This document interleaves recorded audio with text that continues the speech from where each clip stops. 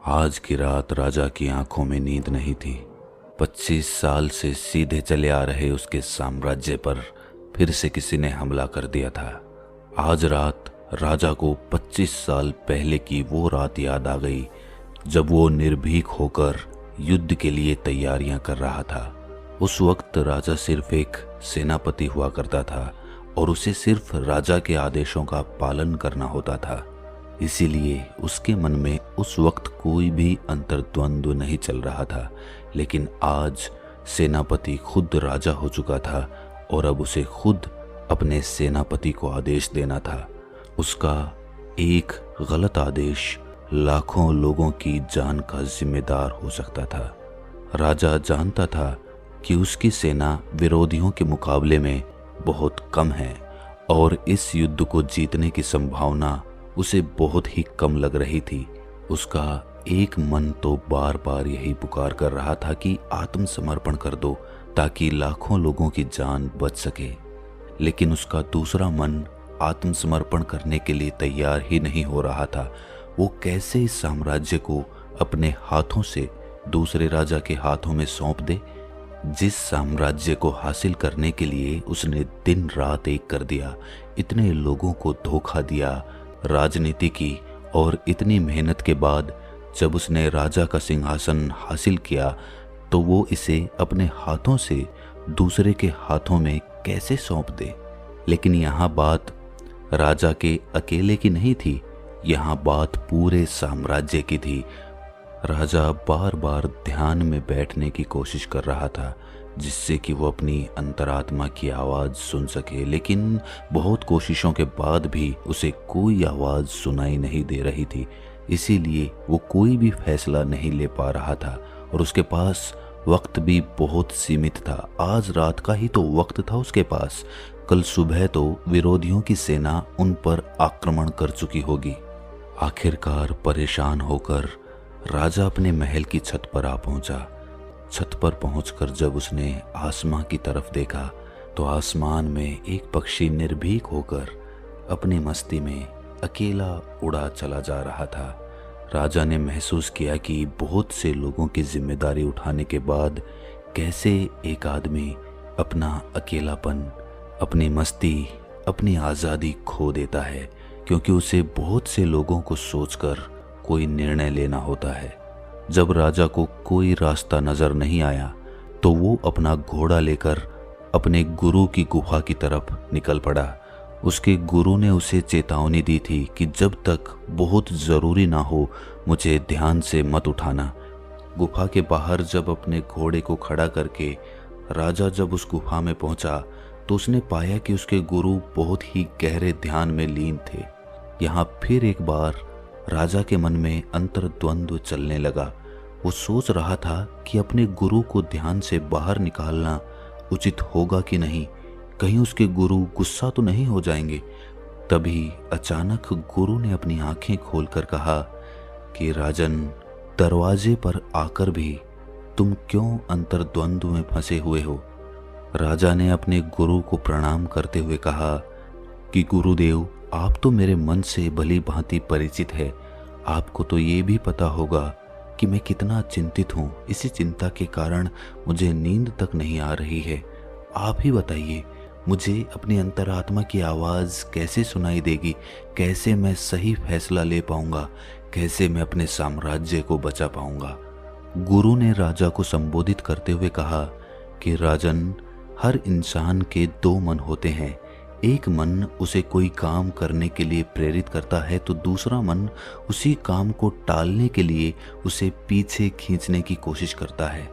और यहीं पर इन दोनों मन के बीच में हम अटक जाते हैं, हम संशय में फंस जाते हैं और उसके बाद कोई सही फैसला नहीं ले पाते। और जो भी फैसला हम इस संशय की स्थिति में लेते हैं वो आधा अधूरा होता है और वो हमें आखिर तक पछताने के लिए मजबूर करता रहता है। राजा ने अपने गुरु से पूछा कि फिर इसका समाधान क्या है। ये तो गुरुदेव, मैं भी जानता हूँ कि मैं संशय में फंसा हुआ हूँ, लेकिन इस संशय से बाहर आकर अपनी अंतरात्मा की आवाज़ सुनकर सही फैसला कैसे लूँ, यही मुझे समझ में नहीं आ रहा है। कृपया करके इसके लिए कोई रास्ता बताएं, कोई तरीका बताएं, जिससे मैं जो भी फैसला लूं उस पर मुझे पछताना ना पड़े।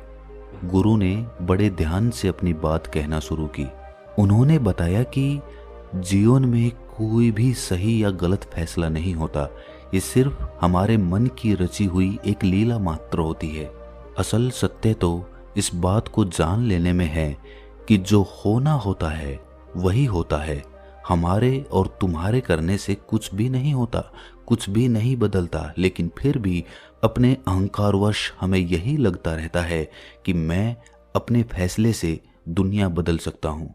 सही और गलत के फेर में पड़कर हम कोई कदम ही नहीं उठा पाते।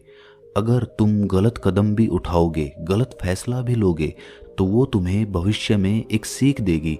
अगर तुम सही कदम उठाओगे तो तुम्हारे लिए वो कामयाबी के रास्ते खोलेगी। दोनों परिस्थितियों में तुम्हारी आंतरिक उन्नति तो हो ही रही है।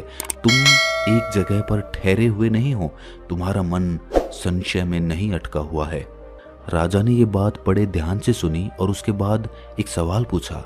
राजा ने पूछा कि गुरुदेव, तो क्या हमें बिना सोच विचार के कोई भी फैसला बस यूं ही ले लेना चाहिए? ये तो मूर्खता का प्रमाण होता है। भला इतना बड़ा फैसला मैं बिना सोच विचार के कैसे ले सकता हूँ? गुरु ने मुस्कुराते हुए उत्तर दिया कि राजन, तुम मेरी बात को समझ नहीं रहे हो। मैं ये नहीं कह रहा कि तुम्हें सोच विचार नहीं करना चाहिए, उल्टा मैं तुम्हें ये कह रहा हूँ कि तुम्हें पूर्ण रूप से सोच विचार करना है, और पूर्ण रूप से सोच विचार करने के बाद तुम्हें अपने दोनों मन को एक जगह पर सहमत करवाना है। अगर तुम अपने दोनों मन को एक जगह पर सहमत करवा पाए, एक काम के लिए एक ही दिशा में लगा पाए, तो वो फैसला तुम्हारी अंतरात्मा का फैसला होगा। तुमने बहुत बार महसूस किया होगा कि किसी काम को करने में तुम्हारा मन तो करता है, लेकिन तुम्हारी बुद्धि उसी काम का विरोध करती है। दोनों में एक अंतर्द्वंद्व चलता रहता है, एक विरोधाभास चलता रहता है।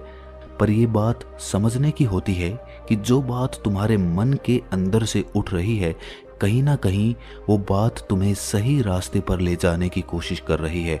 वहीं पर तुम्हारी बुद्धि तर्क वितर्क के कारण उस रास्ते को साफ करने की कोशिश कर रही है। जैसे कि उदाहरण के तौर पर तुम्हारे मन को लग रहा है कि किसी पहाड़ी पर कोई खजाना छुपा हुआ है। तुम्हारा मन उस पहाड़ी वाले रास्ते पर जाने को कर रहा है, लेकिन तुम्हारी बुद्धि कह रही है कि वो पहाड़ी वाला रास्ता सुरक्षित नहीं है। वहाँ पर रास्ते में कंकड़ पत्थर होंगे, जंगली जानवर होंगे, और हो सकता है कोई लुटेरे भी हों, जान का खतरा भी हो। ये सारे सवाल तुम्हारी बुद्धि खड़ा कर रही है, लेकिन तुम्हारी बुद्धि तुम्हें सतर्क करने की कोशिश कर रही है। जब तक तुम अपनी बुद्धि के सवालों का निवारण नहीं कर लोगे, तब तक उस रास्ते पर जाना एक मूर्खता का प्रमाण होगा। उस रास्ते पर जाने के लिए पहले तो तुम्हें पूरे रास्ते भर की सामग्री, खाने की सामग्री अपने साथ लेनी होगी। उसके बाद अपनी सुरक्षा के लिए अपने साथ कुछ हथियार और कुछ सैनिकों को साथ लेना होगा, और उसके बाद तुम अपनी यात्रा चालू कर सकते हो, क्योंकि अब तुम्हारी बुद्धि के सवालों का निवारण हो चुका है। लेकिन कुछ लोग ऐसे भी होते हैं जिन्हें पता होता है कि पहाड़ी पर खजाना है, लेकिन ये सोचकर कि पहाड़ी वाला रास्ता बड़ा ही कठिन है, वो अपनी यात्रा कभी चालू नहीं कर पाते। हो सकता है कि उस पहाड़ी पर पहुंचकर तुम्हें कोई खजाना ना मिले, तुम्हें खाली हाथ ही लौटना पड़े। लेकिन इस सत्य को जान लेना भी जरूरी होता है कि जो होना होता है वही होता है, उसका अफसोस नहीं करना चाहिए। तुमने अपनी पूरी कोशिश की, पूरी मेहनत की, उसके बाद भी तुम्हें कुछ हासिल नहीं हुआ, तो वो होने को मंजूर था। उसके लिए तुम्हें अफसोस नहीं करना, बस उस हार से एक सीख लेनी है। तुम अपनी कोशिशों को किस तरह और ज़्यादा बेहतर बना सकते थे, सिर्फ इस पर सोच विचार करना है, ना कि व्यर्थ की चिंता में पश्चाताप करना है। आखिरकार मैं तुम्हें यही समझाना चाहता हूँ कि अंतरात्मा की आवाज़ तब सुनाई देती है जब मन और बुद्धि दोनों एक बात पर पूर्ण रूप से सहमत हो जाते हैं। गुरु ने राजा को सावधान करते हुए कहा कि राजन, एक बात अपने दिमाग में अच्छी तरह से उतार लेना, जब भी कोई होनी होती है तो वो अपने पीछे पश्चाताप ज़रूर छोड़ कर जाती है। तुम्हें हमेशा ये लगेगा कि अगर मैंने इस तरह ये काम किया होता तो शायद ये काम सफल हो जाता, और ये पश्चाताप हर एक असफल काम में तुम्हें नजर आएगा। जब भी तुम अपने आप को किसी काम में नाकामयाब पाओगे, तुम यही सोचोगे कि मुझे दूसरे तरीके से ये काम करना चाहिए था। लेकिन समझने की बात ये होती है कि होनी कभी भी तुम्हें ये एहसास नहीं होने देगी कि ये होना तय था। तुम्हारे और मेरे हाथ में कुछ भी नहीं था, और कुछ सचेत, जागे हुए, होशपूर्वक जीवन जीने वाले बुद्धिमान लोग इस बात को जान लेते हैं, और वो कभी भी होने के बाद पछतावा नहीं करते, क्योंकि उन्होंने अपनी पूरी कोशिश करके देख ली। उसके बाद जो होना था वो होना था, वो तय था, उसमें पछतावा करने की क्या आवश्यकता है। और जिन लोगों को अपने फैसले पर विश्वास नहीं होता, वो हमेशा अपने अतीत को सोच सोच कर दुखी होते रहते हैं। लेकिन बुद्धिमान लोग जानते हैं कि अतीत को कभी बदला नहीं जा सकता, बस वर्तमान में सही फैसले हम ले सकते हैं, और भविष्य हमारे हाथों में नहीं होता। इसके बाद गुरु ने राजा को वहां से जाने का आदेश देते हुए दोबारा ध्यान में प्रवेश कर लिया। राजा का अंतर्द्वंद अब खत्म हो चुका था, और वापस अपने राजमहल में लौटकर चैन की नींद लेने के लिए अपने शयन कक्ष में चले गए। दोस्तों, कैसी लगी ये कहानी आपको? कमेंट सेक्शन में ज़रूर बताना, और अच्छी लगी हो तो इस चैनल को सब्सक्राइब करके नोटिफिकेशन बेल को ज़रूर प्रेस कर देना। तो मिलते हैं अगली किसी कहानी में, तब तक के लिए अपना ख्याल